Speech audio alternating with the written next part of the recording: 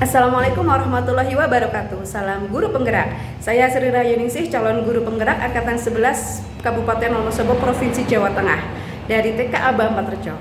Pada video kali ini saya akan memaparkan tentang aksi nyata diseminasi budaya positif pada pemangku kepentingan sekolah sebagai tugas aksi nyata modul 1.4. Selamat menyaksikan.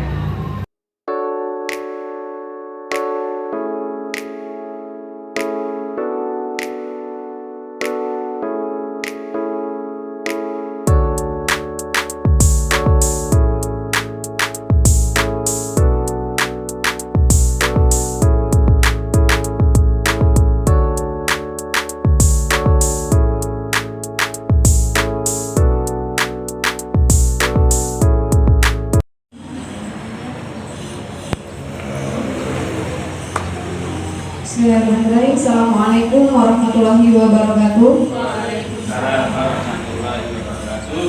Alhamdulillah, wasyukurillah, la haula wala quwwata illa billah. Kepada yang terhormat Bapak Kepala Sekolah TK Aba 4 Rejo, Bapak Nasio, dan kepada semua rekan guru yang tidak bisa saya sebut satu persatu dari TK Aba 4 Rejo yang saya hormati dan saya cintai.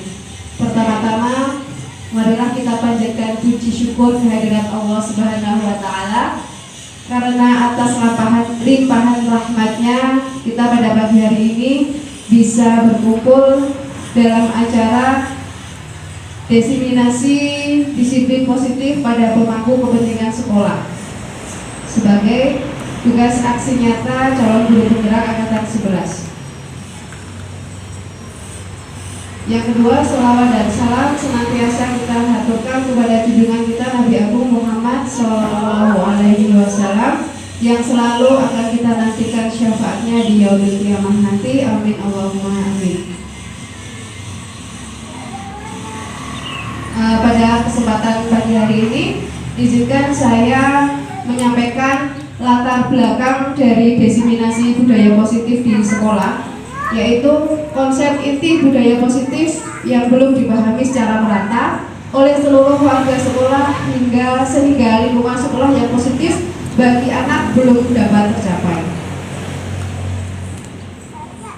Kemudian, belum meratanya pemahaman tentang budaya disiplin positif, maka perlu dilaksanakan sebuah aksi nyata dalam bentuk pengimbasan pemahaman agar segera terbangun budaya positif di lingkungan sekolah.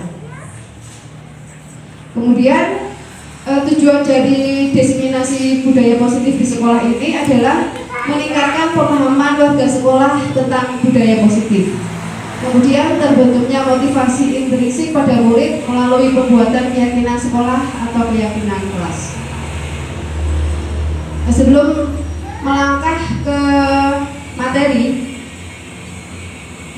saya akan mempersilahkan kepada Bapak Kepala Sekolah untuk memberikan sambutannya. Kepada Bapak Nasio, saya persilahkan.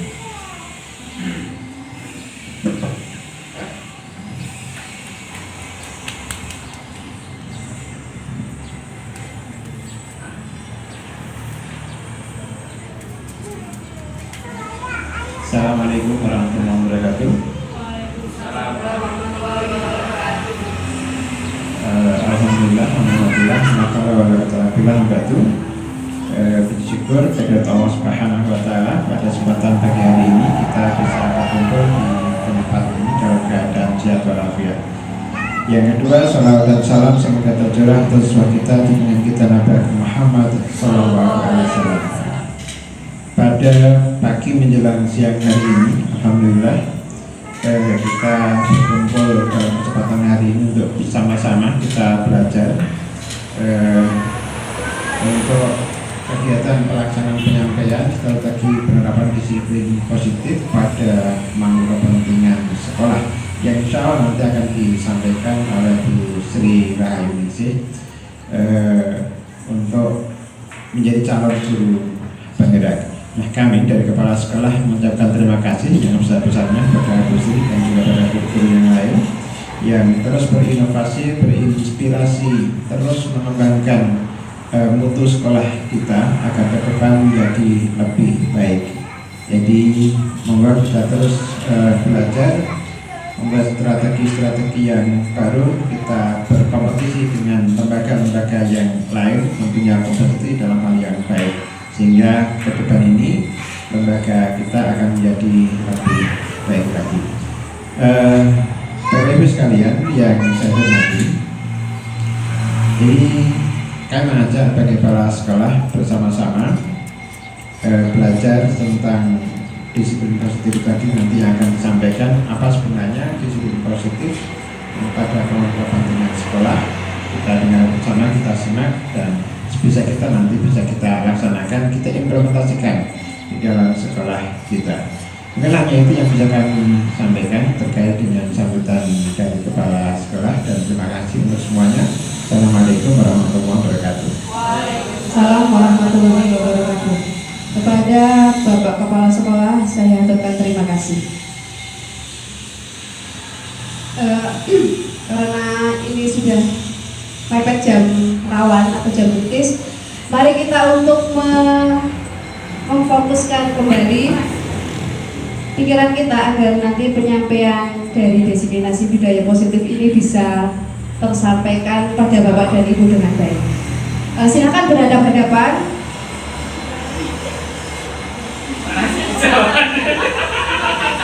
Pak Nasya sama Pak Jati mau, ya. Cece sama Ibu. Baik ya. Ini berhitung dari Pak Jati 1, 2. Pak Jati 1, Pak Nasya 2. 1, 2, 1, 2. Baik. Yang nomor 1 nanti jika saya menjadi, jika aku menjadi. Oke, yang nomor 2 menjawab maka aku. Ya, latihan saya sekarang ukur-ukuran berbalik badan. Nanti kalau saya latihan dulu ya. Coba dihitung misal 1, 2, 3 baru berhadapan-hadapan. Terus yang nomor 1 bertanya, jika aku menjadi, misalnya jika aku menjadi raya, Pak Nasyo jawab maka aku akan apa gitu ya. Jadi nanti spontan. Nah, yang nomor 1, jika aku menjadi, saking ngarang, boleh ngarang, yang ada di benak. Nah, yang ada di benak kalian masing-masing. Baik, bikinkan dulu. Saya kasih waktu 10 detik untuk memikirkan cita-cita apa yang ada pada Bapak dan Ibu guru yang nomor 1, atau apa menjadi seorang yang diinginkan. 1, 2, 3, 4, 5, 6, 7, 8, 9, 10. Cukup? Baik. 1, 2, 3. Jika aku menjadi puja kembali, maka aku akan menikah lagi.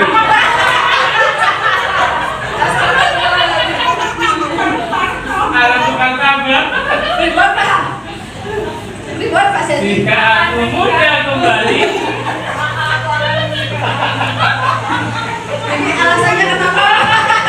Ini Pak Seti menghargai Pak ini ya Bapak-bapak. Baik, gantian. Saya akan fokus kepada teman-teman yang paling heboh. Gantian, balik lagi. Sekarang yang nomor 2, jika aku menjadi, yang nomor 1 menjawab mau seperti apa. Oke. Yuk.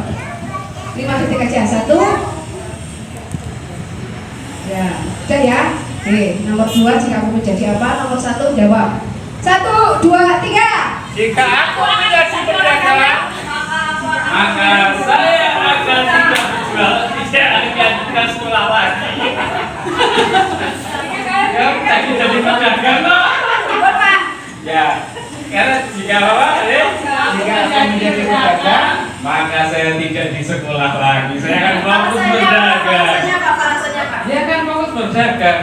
Karena berdagang itu harus fokus juga pekerjaan.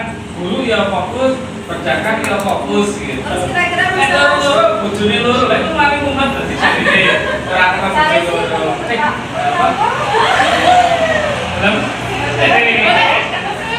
Iya Pak, iya. Baik ya, jadi sudah kira-kira Bu Titin, jika aku apa Bu Titin? Jika aku jadi pengusaha,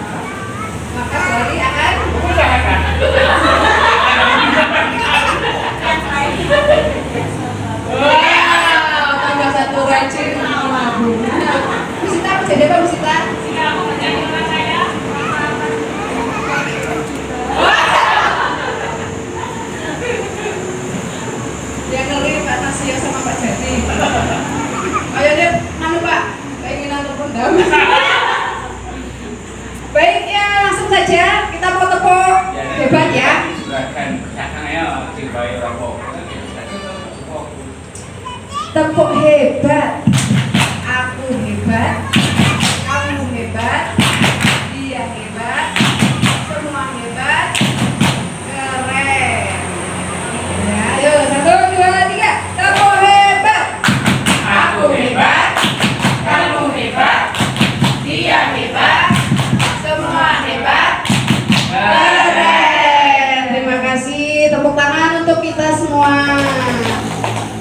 Udah fokus ya berarti ya. Nah ini berisi. lagi, fokus meningkat lagi.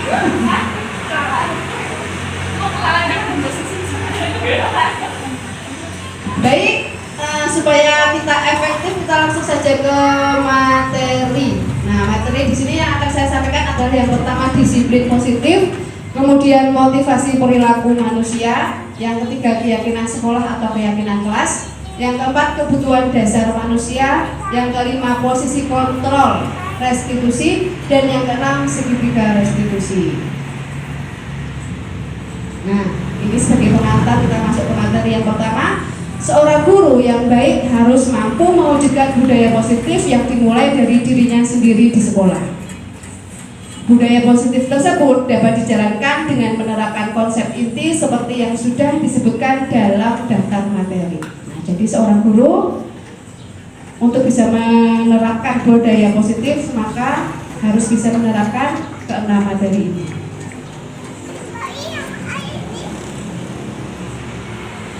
Untuk materi yang pertama, disiplin positif dan nilai-nilai kebajikan universal. Dalam rangka menciptakan lingkungan positif, maka salah satu strategi yang perlu kita tinjau kembali adalah penerapan disiplin di sekolah kita. Nah, untuk pertanyaan yang pertama, apa sesungguhnya arti disiplin itu sendiri? Ada yang bisa menjawab? Apa arti disiplin?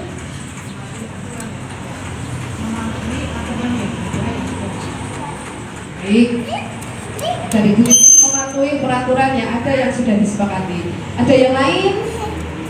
Pak Jadi? Sepakat? Sepakat. Sepakat? Oh, ada Bu Sita. Apa Bu Sita?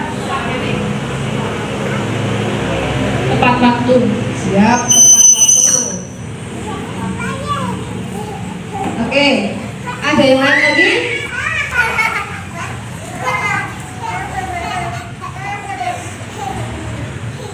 Nah, kita akan lihat. Gak ada yang salah ya dari arti disiplin yang disampaikan oleh guru-guru tadi. Ini makna disiplin, kebanyakan orang akan menghubungkan kata disiplin dengan tata tertib, teratur, dan kepatuhan pada peraturan. Kata disiplin juga sering dihubungkan dengan hukuman, padahal itu sungguh berbeda. Karena belajar tentang disiplin positif tidak harus dengan memberi hukuman, justru itu adalah salah satu alternatif terakhir dan kalau perlu tidak digunakan sama sekali. Jadi kita harus menghindari yang namanya hukuman. Dalam budaya kita, makna kata disiplin dimaknai menjadi sesuatu yang dilakukan seseorang pada orang lain untuk mendapatkan kepatuhan. Nah, jadi supaya orang lain patuh atau anak didik kita patuh, maka dulu kita membuat peraturan kelas. Kita cenderung menghubungkan kata disiplin dengan ketidaknyamanan. Nah, ini menurut Hajar Dewantara, disiplin itu untuk mencapai kemerdekaan atau dalam konteks pendidikan kita saat ini untuk menciptakan murid yang merdeka, syarat utamanya adalah harus ada disiplin yang kuat. Disiplin yang dimaksud adalah disiplin diri yang memiliki motivasi internal. Jadi disiplin ini yang muncul dari diri sendiri, bukan muncul karena keterpaksaan atau takut kepada hukuman. Kita akan mengingat kembali profil pelajar Pancasila. Ada yang bisa membacakan? Silakan. Oh ya, Pak Jadi silakan.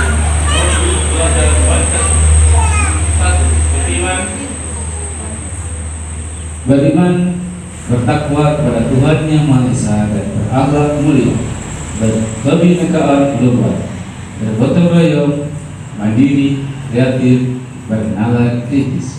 Tepuk tangan.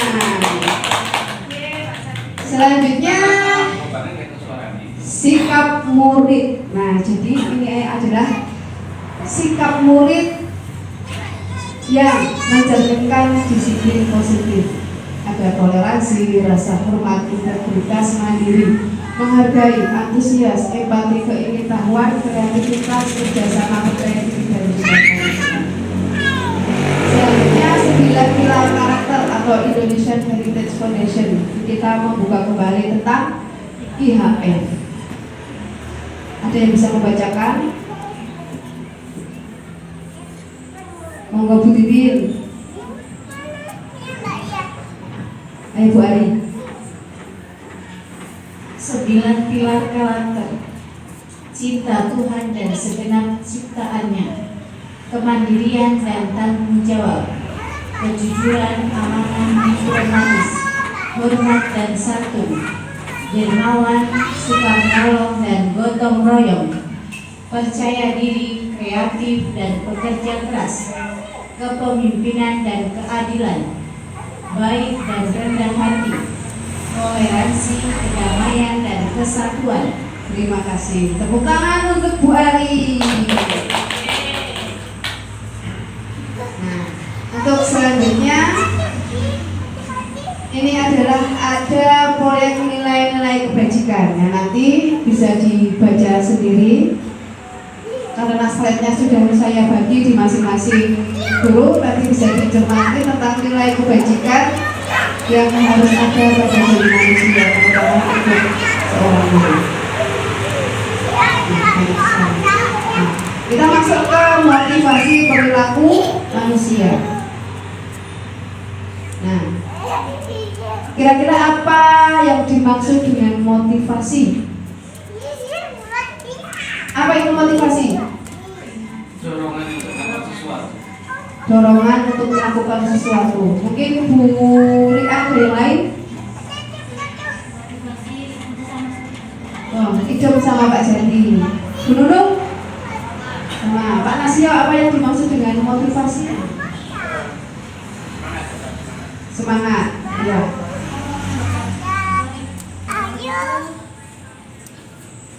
Masih sama dengan Pak Jati, motivasi itu dorongan, dan itu bisa dari diri sendiri ataupun dari orang lain. Siap. Berarti itu motivasi yang berasal dari internal dan juga eksternal. Bagus sekali.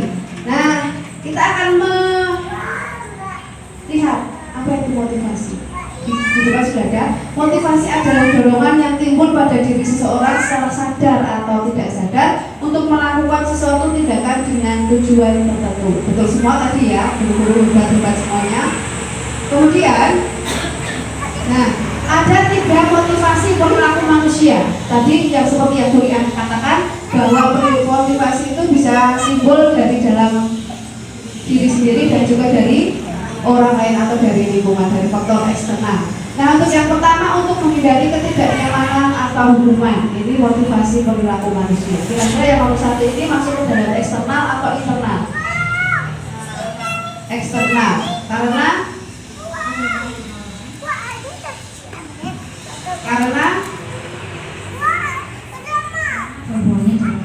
baik. Ada lagi yang bisa mencermati nomor 1. Eksternal atau internal? Bapak jadi internal. Siapa yang internal aja? Oh, bisa lagi. Ya, Pak jadi internal, bisa internal.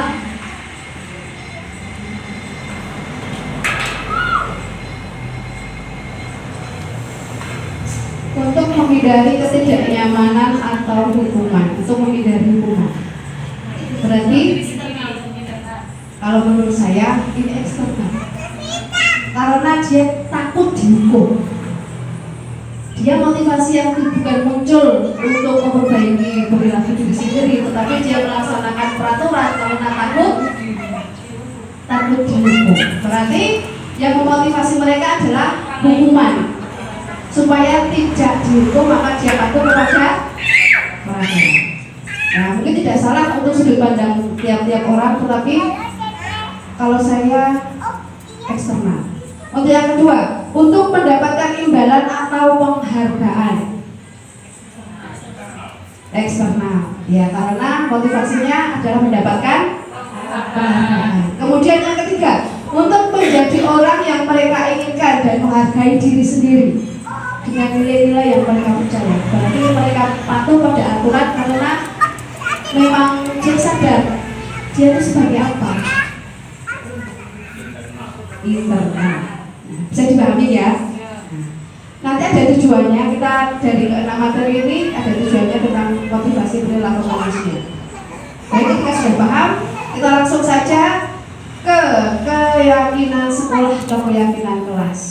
Nah, dulu kita membuat peraturan, tetapi sekarang sudah bukan diganti tapi diperbaiki dengan keyakinan sekolah atau keyakinan kelas. Next ya. Nah, adakah yang tahu peraturan dan keyakinan? Apakah ini dua hal yang berbeda? Berbeda. Kira-kira kalau berbeda, ada yang bisa menjelaskan? Monggo Pak Jadi bisa menjelaskan atau Pak Nasio? Peraturan itu biasanya dari luar, keyakinan Baik, so kalau Pak Jadi? Jadi kalau peraturan itu dibuatkan kita kalau di kelas ini kalau yang namanya peraturan kita setuju atau tidak itu kita semua. Tetapi kalau keyakinan kan motifnya bukan karena dari orang, tapi karena saya meyakini meskipun mungkin orang lain menganggap ini bukan sebuah keyakinan misalnya ya begitu yang orang pandangan yang gunakan ya makanan yang dari itu maka ini jadi mungkin juga peraturan tetapi bisa jadi keyakinannya tidak kalau keyakinan ini juga bukan abstrak tetapi langsung action jadi harus langsung menjadi. Baik, bagus sekali ya dari Pak Jadi maupun Pak Nasio. Mungkin ada yang lain, Ibu sudah ada gambaran tentang peraturan dan keyakinan?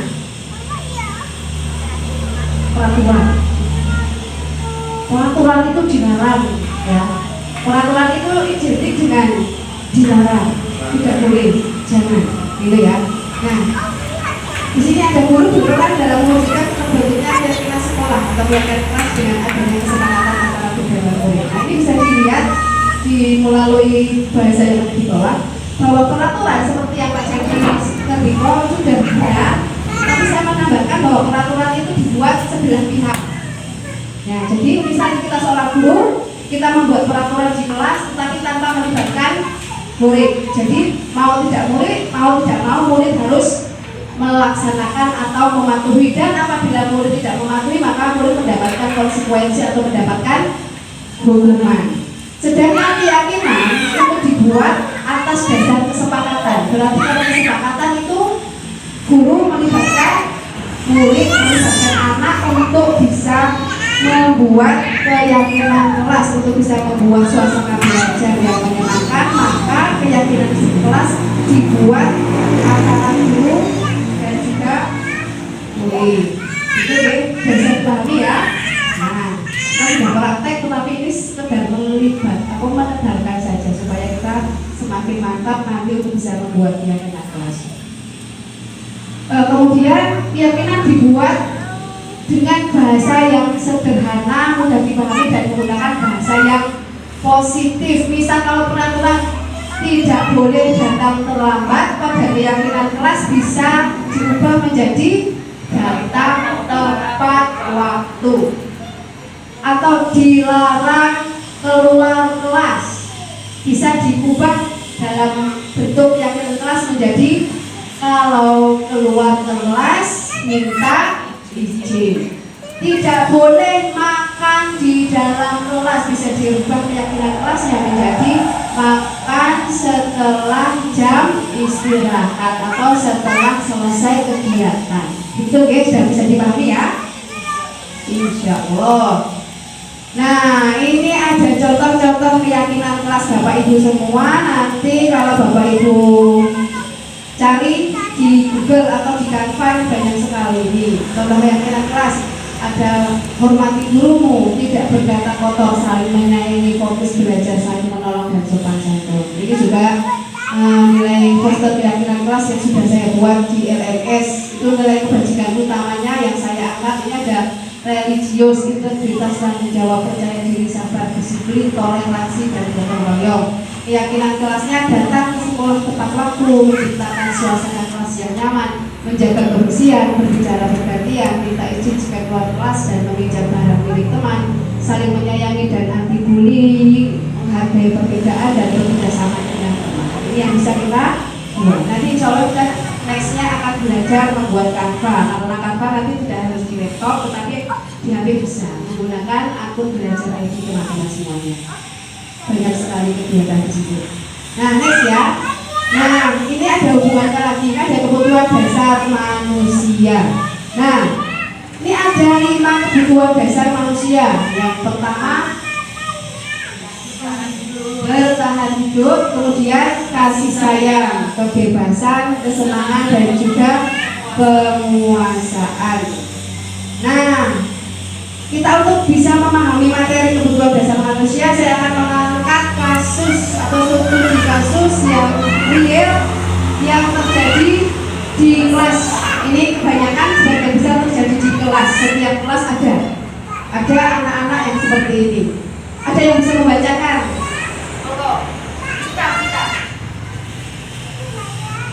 Bikin adalah wali kelas kedua. Ada bikin?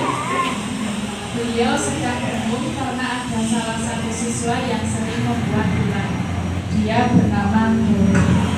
Doni ini sering mengganggu teman-temannya, meminta bekal temannya dengan paksa, suka merebut mainan yang sedang digunakan temannya main, dan suka memukul temannya sehingga temannya menangis.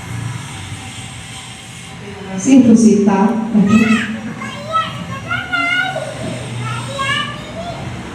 Nah, untuk studi kasus ini saya memakai nama samaran ya Bu. Jadi setiap kelas atau setiap tahun itu pasti ada anaknya yang seperti ini. Senangnya wiwi, senangnya ngece ya, ngece, terus nangis, tantrum atau membuat pusing, membuat ulah.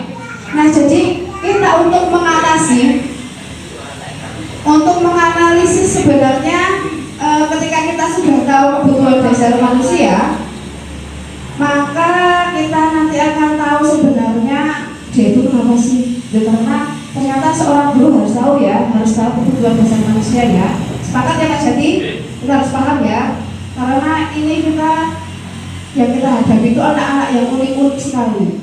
Nah, tadi si Doni selalu menangis, ganggu temannya, terus merebuti bekal temannya. Ada ya Bu, masih ingat ya? Yang suka nyelomoti bekal temannya atau ambil makanan guru di kantor ya? Nah, masih ingat. Nah, nanti kita bisa menganalisis. Mungkin ya, ini mungkin ketika kita nanti menganalisa dan juga mengobservasi, mungkin si Doni ini lapar karena ibunya tidak membawa bekal atau di rumah tidak disediakan makanan. Jadi ketika dia tahu makan pun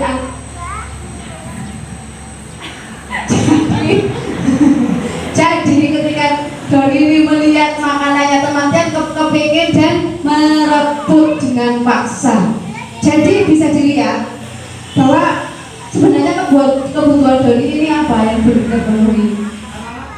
Karena lapar berarti bertahan hidup. Mungkin juga tidak bertahan hidup tapi makan. Pengen makan ya, pengen makan punya teman, belum pernah makan. Dia bertahan hidup. Kalau lapar berarti bertahan hidup. Bisa dipahami ya? Nah, kemudian untuk alasan kedua, Doni senang mengganggu temannya karena dia merasa senang. Ganggu kacanya ini senang banget, gawe kacanya nangis. Kemudian temannya jadi perhatian, gurunya jadi lebih perhatian. Doni jangan kayak gitu ya. Terus kemudian ketika gurunya memberikan laporan kepada wali murid, ibunya juga memperhatikan. Doni kok apa itu, ibu sih dan sebagainya. Nah, itu berarti sebenarnya Doni ini menginginkan perhatian atau rasa kasih sayang, rasa ingin diterima. Caper, betul sekali caper. Nah, mungkin dia kurang perhatian, kurang kasih sayang di rumah. Begitu nggih? Ibunya terlalu sibuk, makanya si anak jadi kurang perhatian atau kurang kasih sayang. Dia imbasnya ganggu temannya supaya dapat diperhatikan oleh guru dan juga teman-temannya. Mungkin untuk hasil analisis tentang alasan yang ketiga, yaitu agar temannya menjadi takut. Edok-edoknya dia ingin berkuasa, dia temannya takut dan menuruti apa yang dia perintah. Ini Pak Jati. Jadi kebutuhan dasar yang dipenuhi apa Pak Jati? Ingin berkuasa Pak Jati, menjajah. Kebutuhan kekuasaan, penguasaan. Dia ingin menguasai. Berarti dia ada bakat menjadi seorang pemimpin atau penguasa. Ingin menjadi seorang pemimpin. Nah, ini tentunya Bu Guru punya solusi. Kira-kira solusinya gimana begitu? Ketua kelas bisa. Terus kemudian biar anaknya ya, pintar sekali ya. Jadi contoh ya begitu ya. Jadi anak-anak yang kurang itu ingin memenuhi kekuasaannya itu harus diberikan tugas, diberikan mandat supaya dia bertanggung jawab. Dia merasa dihargai, gitu, okay? Jadi ada dikasih apa? Jalur, dikasih wadah yang positif biar dia bisa menyalurkan keinginannya, memenuhi kebutuhannya. Terus alasan yang keempat, anak Doni bosan dengan menu bekal. Anaknya setiap hari itu dikasih nasi goreng terus atau mie goreng terus, atau setiap hari itu saja tidak buka ganti, sementara teman-teman yang lain bervariasi. Atau Bu Guru memberikan model pembelajarannya itu saja, tidak inovatif. Dia bosan. Jadi kebutuhannya adalah kebebasan. Dia ingin milih, gitu ya. Sudah ngantuk? Sudah ngantuk ya. Kita sebentar lagi. Yo, sebelum masuk ke posisi kontrol. Ini posisi yang kedua sebelum terakhir. Coba supaya kita fokus lagi tidak ngantuk, kita mau tepuk hebat lagi. Besok diajarkan kepada anak-anak. Sudah tepuk hebat. Aku hebat. Kamu hebat. Dia hebat. Semua hebat. Keren. Keren itu guru saya boleh gitu ya. Nah, kemudian ada posisi kontrol. Nah, jadi ini untuk bisa mengatasi anak yang bermasalah, kita harus menerapkan posisi kontrol. Ada 5 posisi kontrol guru. Ya, bisa dibacakan biar nggak ngantuk. Coba Bu Nunung. 5 posisi kontrol guru. 1. Guru sebagai penghukum. 2. Guru sebagai pembuat merasa bersalah. 3. Guru sebagai teman. 4. Guru sebagai pemantau. 5. Guru sebagai manajer.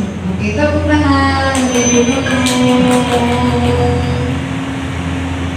Nah, dalam menyikapi permasalahan yang terjadi pada anak, guru bisa menerapkan 5 posisi kontrol tersebut. Nah, ini ada beberapa contoh ya.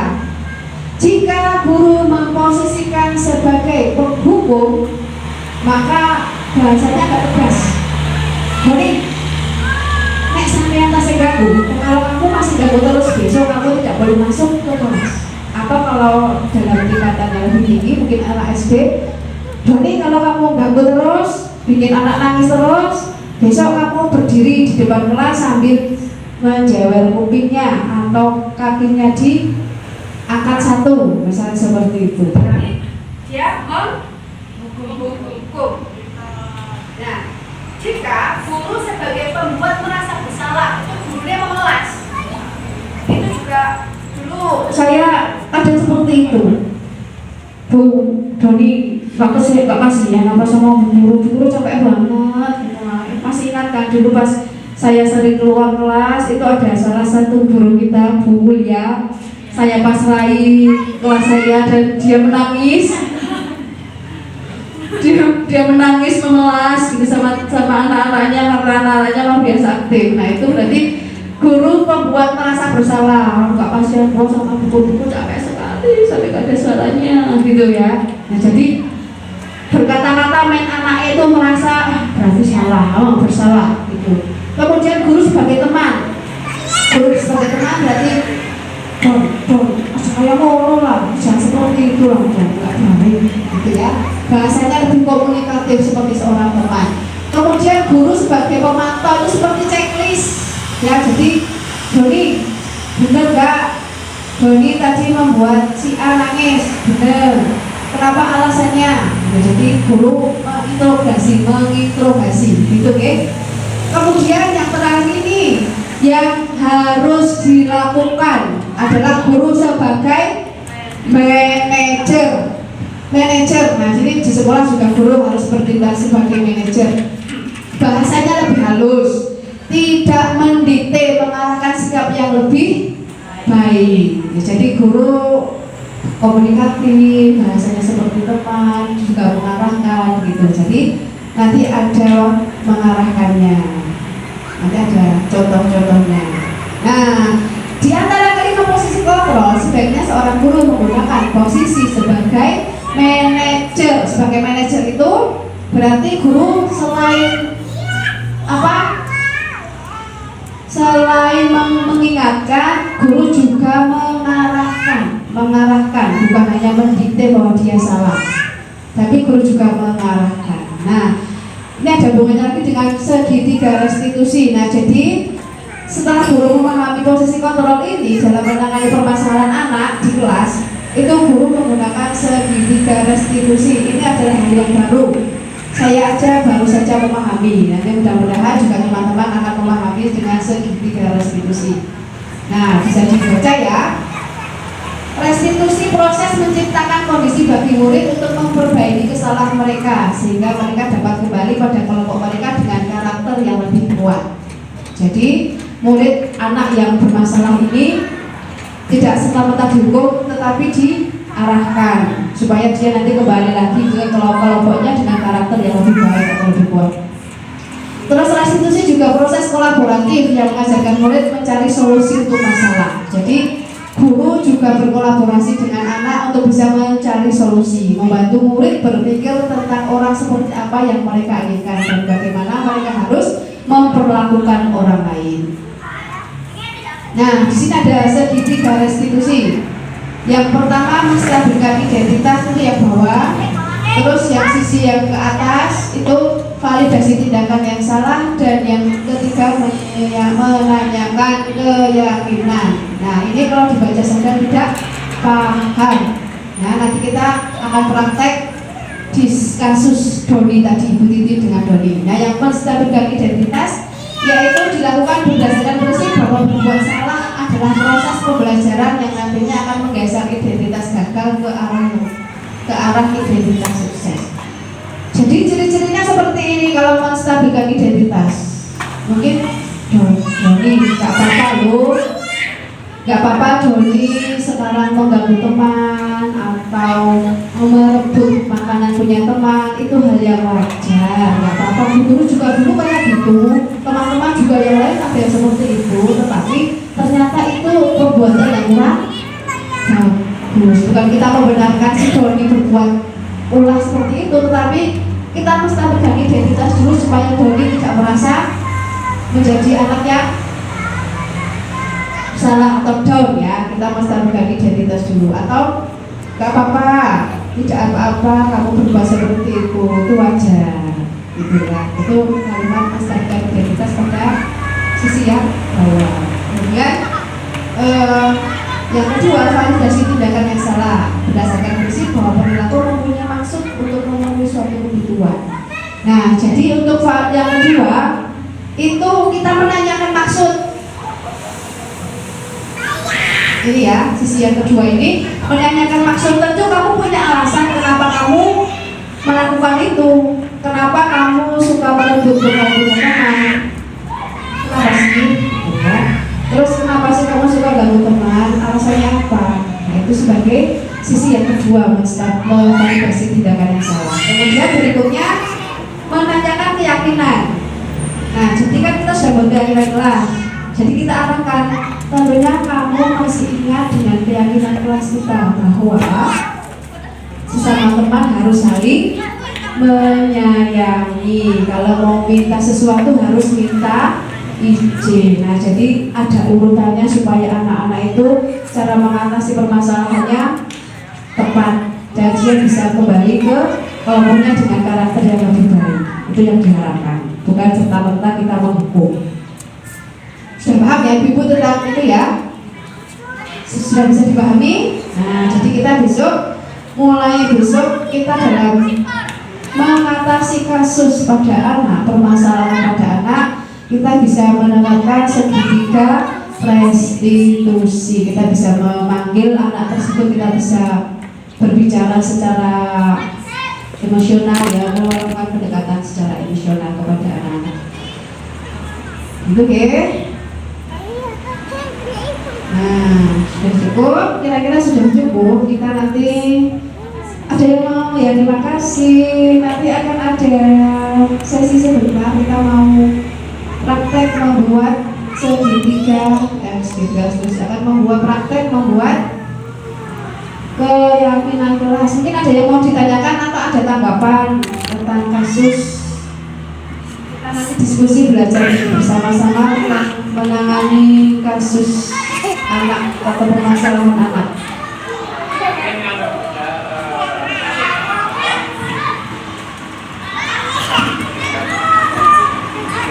Melihat pada tatanan guru menjadi pada guru hukum, guru menjadi coba kembali yang saya yang tadi.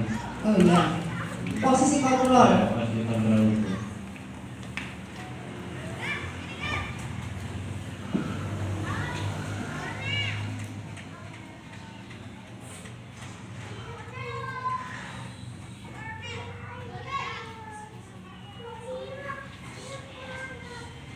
Dari paparan tadi, guru sebagai pemimpin jelas kita tidak bisa memposisikan kita seperti itu. Nah, guru membuat merasa bersalah itu juga kurang pas kita terapkan. Tapi guru menjadi manajer itu bagus sekali. Nah, yang nomor 4 itu juga mungkin akan bisa menjadi acuan kita. Kalau itu apa namanya?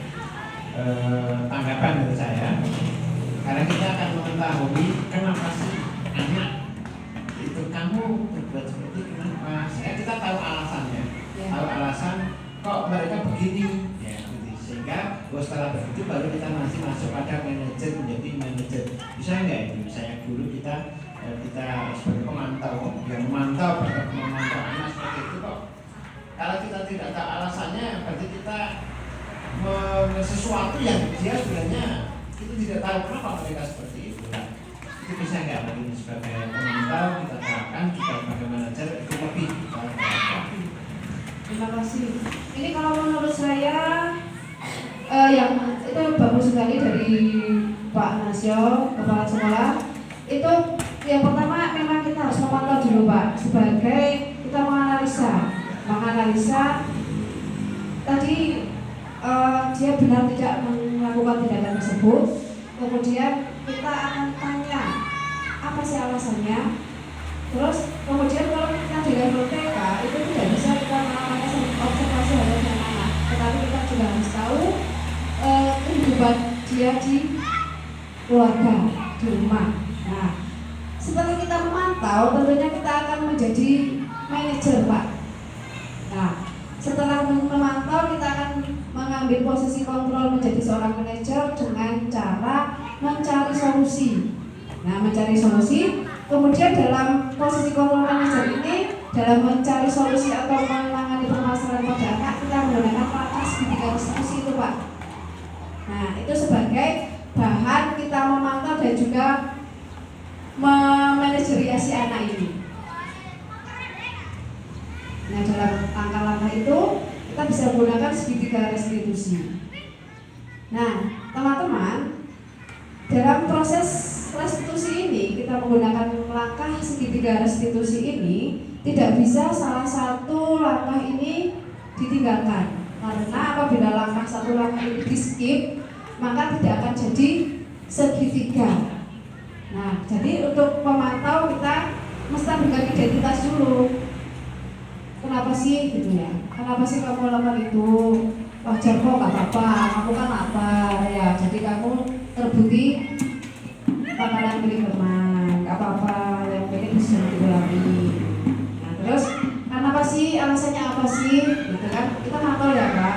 Nah, alasannya itu validasi tidak salah. Kamu punya alasan kenapa kamu suka berbuat seperti itu. Kemudian setelah dia bercerita, dia meluangkan alasannya, kemudian guru bisa menanyakan keyakinan. Nah, karena di dalam kelas kita sudah membuat keyakinan bahwa sesama teman itu harus saling menyayangi dan tidak boleh mengambil secara paksa barang milik orang lain. Kita tebarkan lagi keyakinan kelas supaya dia tertanam bahwa keyakinan kelas itu harus dia laksanakan dan perbuatan dia itu adalah perbuatan yang tidak baik. Jadi seperti itu Pak Nasio. Saya kemarin membuat videonya Pak Nas, video simulasi gitu ya untuk B3. Kenapa kelompok B? Karena kelompok B sudah komunikatif dibandingkan kelompok A. Dan alhamdulillah kayaknya efektif untuk mengatasi permasalahan anak-anak itu. Kita menggunakan segitiga restitusi ini. Kemarin yang saya ambil Hadi sama Mika dan Mikaela itu lumayan bagus dan mungkin kurang tepat, namun saya langkah segitiga restitusi itu sudah terlampaui gitu ya. Mungkin nanti bisa ditiru, gitu ya. Nanti bisa saya share videonya seperti apa. Itu Pak Nasio. Ada yang lain Pak Jadi? Menambahkan saja. Boleh Bu? Boleh, silakan, banyak juga Pak apa-apa. Kalau kita kembali lagi di 5 posisi kontrol Bu, naik lagi. Di 5 posisi kontrol ini maka 1-2 ini adalah termasuk identitas gagal atau perilaku kontrol negatif. Kemudian yang 3, 4, 5 ini identitas berhasil atau sukses. Di mana yang ke 1 sampai 4 ini kalau tadi kita kembali ke atas maka itu adalah motivasi eksternal. Sementara yang ke 5 itu adalah motivasi intrinsik.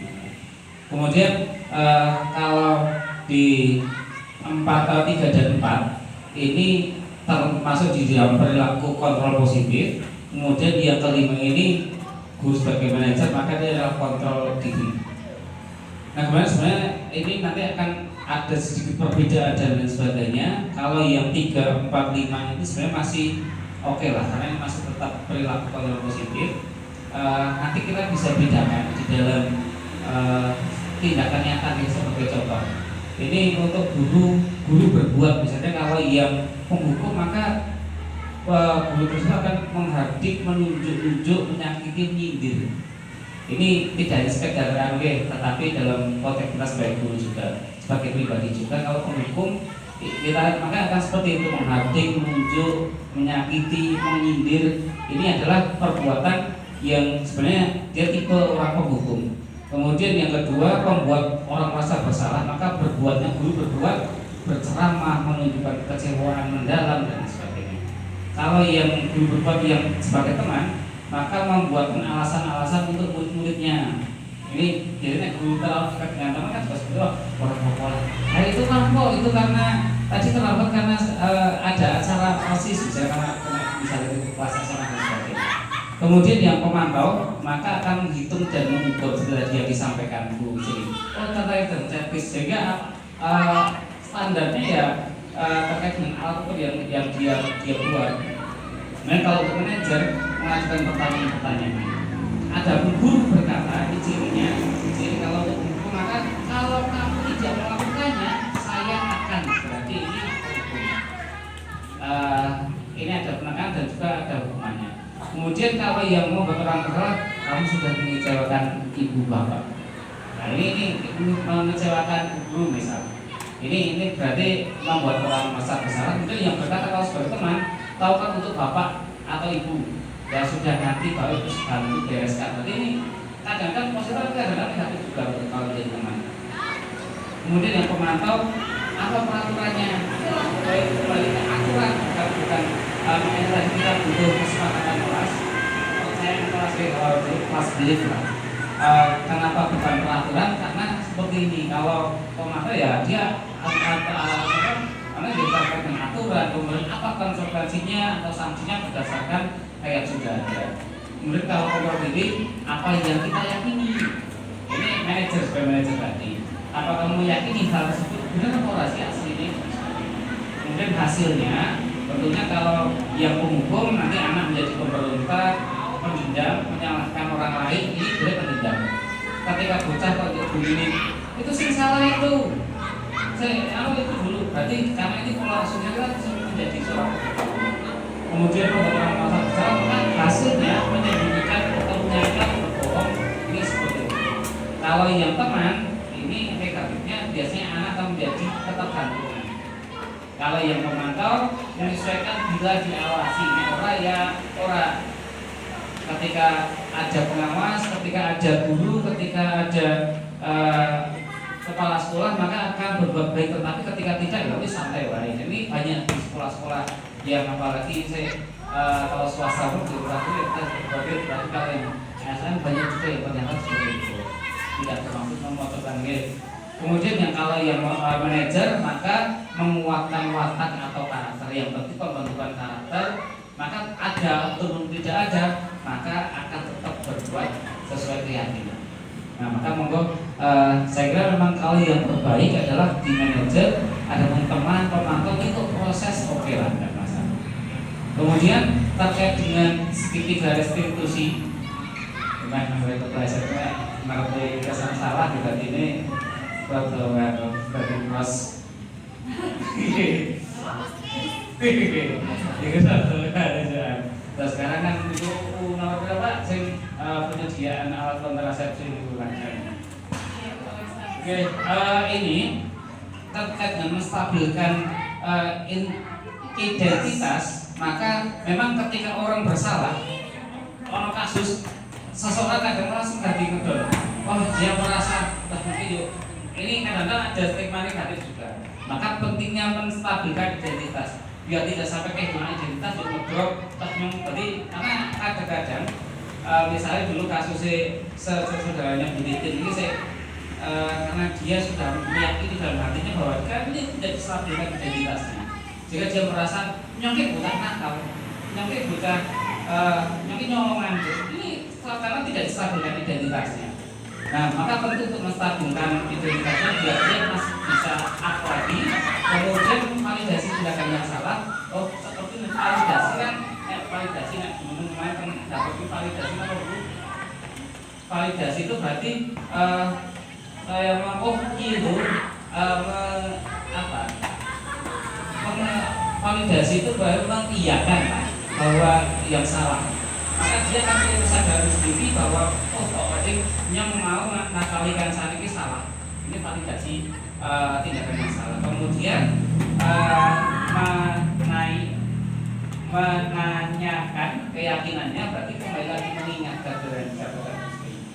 Menyanyi oh berarti kalau tadi setelah saya terkait dengan rebutan yuk kan harus ada sesuai tadi. Dia bisa tidak berebut dan sebagainya. Ternyata tadi juga anak-anak mereka tadi kan sempat harus mendapati tangan loh. Tadi kan sekolahnya gimana? Oh iya harus antri. Akhirnya juga langsung harus dibuat. Karena memang tiga ini harusnya jadi proses langkah biar tidak ada ketimpangan. Nah, terima kasih. Ini kita juga belajar bahwa ada kalanya kita tidak sebagai kita saja sebagai guru, tetapi guru juga kadang-kadang juga berposisi kayak bocah baik di dalam, karena kita di rumah apalagi lingkungan kita kan bersembilan kalau PAUD ya bersebelas, maka juga sebenarnya kita ya seperti kayak bocah-bocah ini ada kalanya juga melakukan kesalahan, ada kalanya dan sebagainya. Maka ini memang nanti juga tindakan kepala sekolah yang melakukan tindakan segitiga restitusi.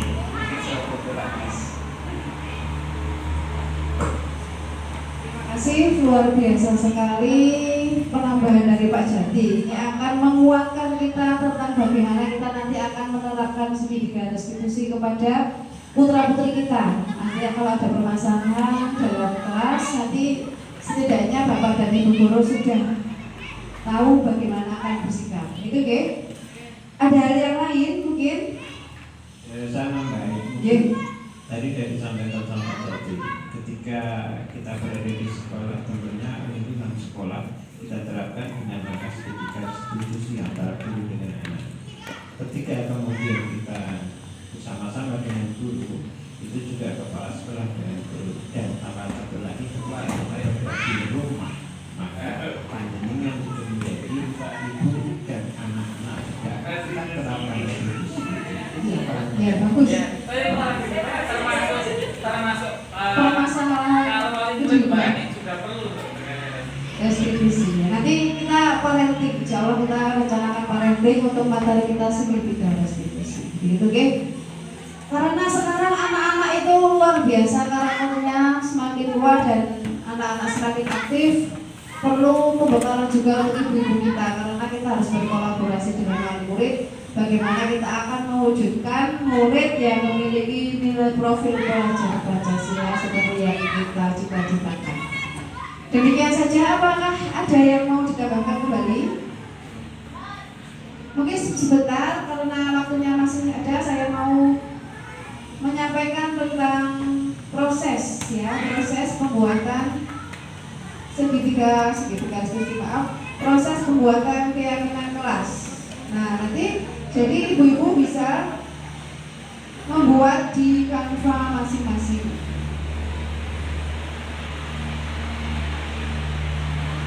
Nah, latihan proses pembuatan keyakinan kelas. Nah, jadi ibu-ibu bisa menambahkan.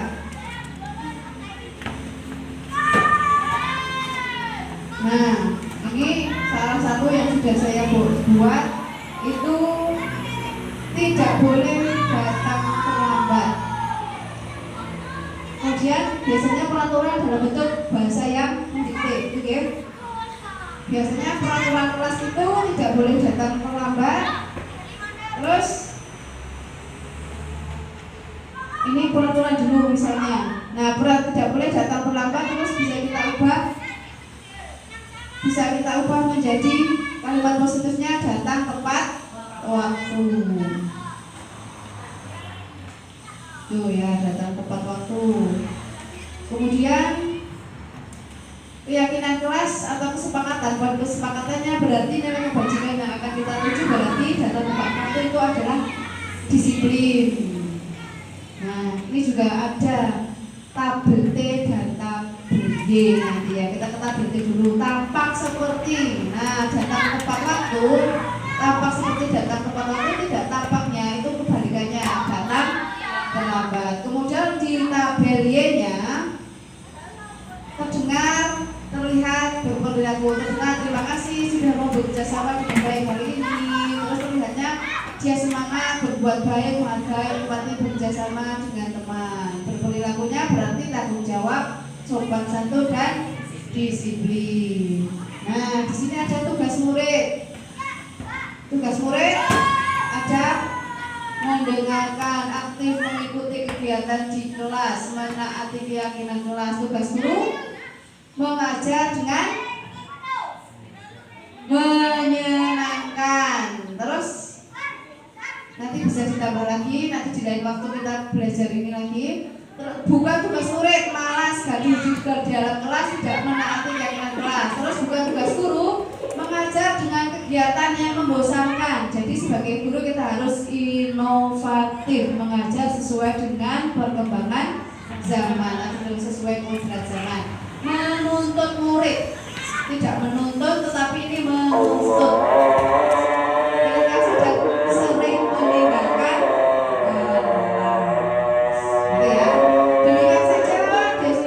budaya positif di lingkungan sekolah dari saya, semoga bermanfaat. Terima kasih sekali kepada teman-teman dari sekolah atas dukungannya dan